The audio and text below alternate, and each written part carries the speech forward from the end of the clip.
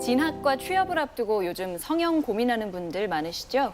가장 흔하게 접근하는 게 눈성형인데요. 눈성형에도 여러 가지 고민과 그에 따른 해결 방안이 있습니다. 그래서 오늘은 군산 파티마의원 조상곤 원장과 함께 눈성형의 다양한 방법에 대해 이야기 나눕니다. 다른 성형 수술에 비해 비교적 간단하고 빠르게 이미지를 변화시키는 눈성형. 눈의 형태와 필요에 따라 적절한 수술법을 선택해야 합니다. 다양한 눈성형의 방법에 대해 의학 박사 조상곤 원장과 함께 이야기 나눠봅니다.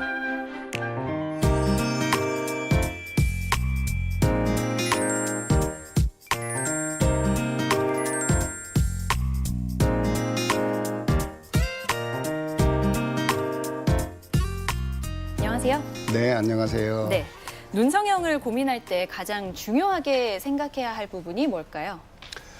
네, 먼저 자기에게 가장 어울리는 모양이 어떤 모양인가를 생각해 보는 것이 중요합니다. 네. 우리가 뭐 옷가게 가면 아름다운 예쁜 옷들이 굉장히 많이 있죠. 그런데 막상 내가 입어보면은 나한테는 별로 어울리지 않는 옷들이 많이 있습니다. 그렇죠. 옷 자체는 예쁜데 그것이 나하고 어울리지 않는다는 거죠. 눈도 마찬가지입니다. 다른 사람의 예쁜 눈 모양이 반드시 나한테 어울리는 것은 아닙니다. 그래서 자신의 이미지와 자신의 모양에 어울리는 눈 모양을 찾는 것이 중요하다고 하겠습니다. 네, 그런 다양한 눈 모양이라든지 느낌을 내려면 눈성형도 여러 가지 종류가 있겠죠? 네, 그렇죠. 가장 대표적으로 흔히 많이 하는 것이 그 쌍꺼풀 수술이죠. 네. 그리고 상안감 수술, 그다음에 트임 수술, 그다음에 안검하수 교정, 하안검 수술 이런 것들이 그 눈성형 종류로 볼 수가 있겠는데요. 역시 대표적인 것은 쌍꺼풀 수술인데 우리 같이 동양 사람들은 몽고 계통의 사람들은 혹겹풀이라고 하는 쌍꺼풀이 없는 눈과 그리고 몽고주름이 발달하는 것이 특징입니다. 그래서 이런 혹꺼풀 같은 경우에는 눈이 째져 보이고 약간 매석해 보이고 이런 단점들이 있기 때문에 네. 그래도 졸려 보인다고 하죠. 그런 문제를 해결하기 위해서 쌍꺼풀을 많이 합니다. 또 두 번째로 눈성형 중에서 상안검 성형술이 있습니다. 네. 상안검 성형술은 나이가 들면은 눈꺼풀 피부가 이렇게 처지죠. 피부와 근육이 처지게 되고 그렇게 되면은 눈꼬리가 이렇게 무르게 됩니다. 피부가 접쳐서 네. 거의 눈물이 고이니까 피부가 무르게 되죠. 그리고 눈꺼풀이 많이 처지게 되면 이것이 시야를 가려서 시력 장애를 일으키게 됩니다. 또 이것을 개선시키는 것이 상안검 성형술입니다. 네. 또 세 번째로 많이 하는 눈 성형은 트임 수술이 있습니다. 트임 수술은 눈 앞쪽에 이 몽고주름이 발달했다든지 아니면 눈 가로 길이가 적은 분들 이런 분들이 눈 가로 길이를 길게 만들어주는 것이 트임 수술이 되겠습니다. 또 네 번째로 많이 하는 눈 성형 종류가 안검하수 교정술이 있습니다. 네. 안검하수 교정술은 선천적 또는 후천적으로 눈 뜨는 근육이 이완되어서 눈이 덜 떠지시는 분들 이런 분들이 눈을 좀 쉽게 뜨게 만들기 위해서 안검하수 교정술을 많이 하고 있습니다. 또 다섯 번째로 많이 하는 것은 하안검 성형술이 있는데요. 하안검 성형술은 나이가 들면은 눈 밑에가 피부가 늘어지고 그다음에 지방이 불룩하게 밀려 나오죠. 네. 이렇게 되면은 얼굴도 좀 어둡게 보이고 신술포처럼 보이기 때문에 이런 것들을 개선시켜 주는 것이 하안검 성형술이 되겠습니다. 네. 이런 다섯 가지들이 일반적으로 많이 하는 눈 성형 종류에 속하겠습니다. 네. 먼저 쌍꺼풀 수술 말씀해 주셨는데요. 요즘엔 예전에 비해서 많이 간편해졌다고요? 네. 간편한 쌍꺼풀은 흔히 말하는 매몰법이라고 있죠. 네. 매몰법이라는 것은 피부에 작은 구멍 몇 개를 내서 이 구멍에 이 머리카락보다 더 가는 수술용 실을 넣어서 우리 눈 뜨는 근육과 피부 진피층을 연결해주는 그런 방법입니다. 네. 이렇게 하면은 부기도 적고 그리고 회복이 빠르다는 그런 장점이 있습니다만은 이것은 눈꺼풀이 얇은 사람이나 지방이 적은 사람 또는 피부가 처지지 않은 분들에게 이런 적합한 방법입니다. 이것은 역시 수술을 하는 수술 실의 힘을 이용해서 쌍꺼풀을 만드는 거기 때문에 네. 실의 힘이 변하면은 쌍꺼풀 라인이 변한다든지 아니면은 쉽게 풀어지는 그런 단점이 있습니다. 이것보다 조금 더 좀 진화된 방법으로 부분 절개법이라고 있는데요. 네. 부분 절개법은 피부 일부를 절개해서 그 부분에 그 절개선을 통해서 지방을 제거하고 그리고 매몰법 같은 방법으로 이렇게 쌍꺼풀을 만드는 그런 방법입니다. 이것은 절개에서 절개선이 아주 적기 때문에 흉터가 거의 없고 그리고 맹물법보다는 풀릴 가능성이 좀 적은 그런 좋은 장점이 있습니다만은 네. 역시 눈꺼풀이 두껍다든지 아니면 피부가 두꺼운 사람에게는 좀 부자연스러운 그런 결과를 초래할 수도 있습니다. 네. 하지만 쌍꺼풀 수술을 고려하는 사람들 중에서는 눈꺼풀이 두껍고 피부가 두꺼운 경우가 꽤 많지 않나요? 네네, 예. 그렇죠. 그래서 그런 분들이 주로 하는 것이 이 절개법입니다. 역시 쌍꺼풀 방법이 여러 가지인데 그래도 동양 사람들이 가장 많이 하는 것은 역시 절개법입니다. 네. 절개법은 이 피부를 절개한 다음에 절개선에서 남는 피부와 근육을 절개해내고 그다음에 눈 뜨는 근육과 그다음에 피부 사이를 이렇게 연결해주는 그런 방법이 되겠습니다. 네. 이것은 말씀드린 대로 뭐 피부가 늘어졌거나 지방이 많거나 눈꺼풀이 늘어진 데에도 적용할 수 있는 그런 좋은 장점이 있는 반면에 이것은 맹물법보다도 수술의 부위가 좀 더 오래가고 네. 자리 잡는 데 시간이 걸린다는 그런 단점이 있습니다. 그렇지만 시간이 지나더라도 풀리지 않는 자연스러운 쌍꺼풀을 만들 수 있기 때문에 가장 많이 시행되고 있는 그런 방법입니다. 네. 보면 쌍꺼풀 수술을 할 때 앞트임이라든지 뒤트임 이렇게 트임 수술 같이 하는 경우도 많잖아요. 네. 네. 이거는 왜 같이 해주는 건가요? 네, 보다 보면 몽구주름이 많이 발달한 사람이 있죠. 네. 뭐 앞쪽에 가려있는 그걸 몽구주름이라고 하죠.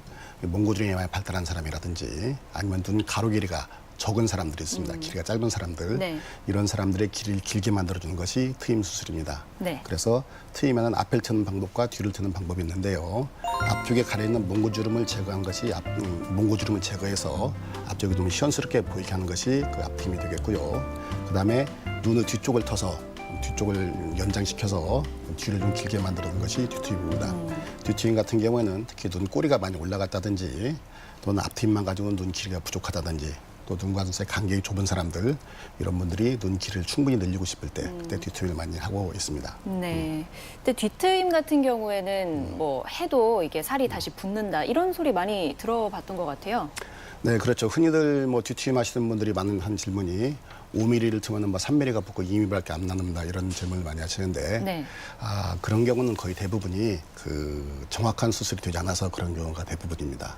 그래서 환자 눈 모양에 맞는 네. 정확한 수술 방법을 찾아서 정확한 수술하면은 뒤트임 후에 유착되는 일은 거의 없습니다. 아, 그래요? 네. 그 눈꺼풀이 무겁고 좀 눈 뜨는 것 자체가 힘들다고 이야기하면서 좀 인상을 찌푸리면서 눈을 뜨는 분들도 있잖아요. 네네. 이런 분들에게 필요한 수술은 뭔가요? 네, 그 안검하수 교정술이라고 있는데요. 그것은 선천적으로, 후천적으로 눈 뜨는 근육 힘이 약해서 네. 눈 뜨는 기능이 떨어져서 눈꺼풀이 눈동자를 가리는 현상을 말합니다.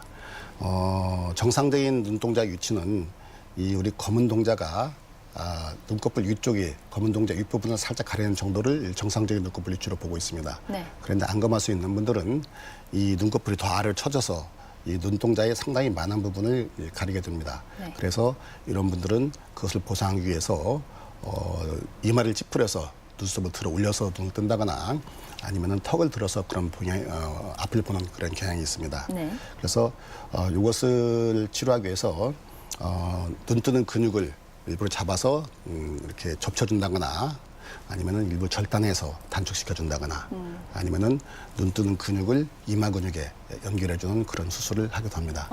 이런 수술하면은 한동안은 저녁에 주무실 때 눈이 좀 덜 떠지는, 눈이 덜 감기는 네. 이런 현상이 있을 수 있습니다만은 시간이 지나면서 이것은 많이 좋아지게 됩니다. 예. 최근에는 레이저를 활용해서도 눈 성형을 한다고 하던데 이건 무슨 얘기인가요? 네. 기존에 많이 하는 방법은 메스라는 수술 칼을 이용해서 수술하게 됐죠. 네.